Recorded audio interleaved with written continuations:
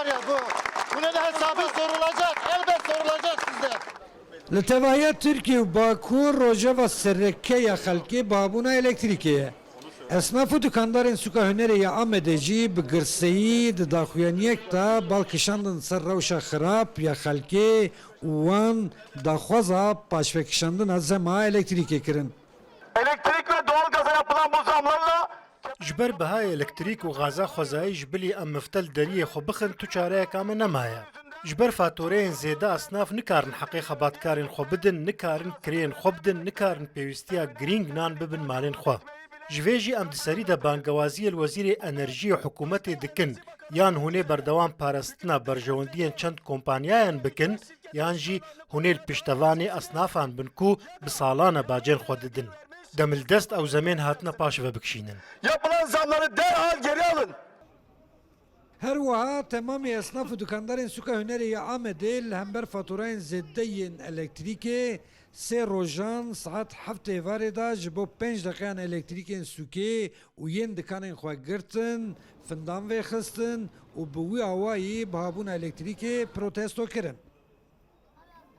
جدو 2018 ور وان نرخی الکتریکی لترکیه و باکور جبو کارگهان جسدی 774.6 جبو مالانجی جسدی 408 هاتیه زیده کرن.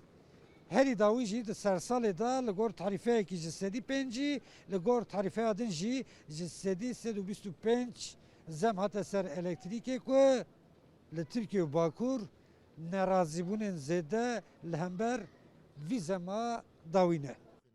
Veysi Polatçı Lusuka Hüneret kafekta karkerek ve jnivi mehaniye u zedetir faturaya elektrike jerahatiye ku ev lehember ve yekib dengek bilind gazıncen xwed bêje. Yani biz zulmü kabul nakim. Ez kabul nakim. Milyar sesli penci fatura atıyor cömert milyar sesli penci ez çava bedim. Yani ez hers nebum ki bra hers ben. Ha? Milyar sesli penci. Yani gerek bir sürü beşoğlum cebo tedaş beşoğlum. Deroji beşoğlum cebo hakikiri. Açı bakum yani. Bömrüm yani bir memleketi daha. Laliyedin hem baroya amede hem de odaya esnafı dukandaran ya amede jibo paşvekişandın az zema elektrike seril dadgehedan. Biz sahle tiz zamki eva juni elektriki natiye. Jber bir kase dağaziya me serdana me danıştay me goko vi zamahani en dikstadi pinci gere dağıstin.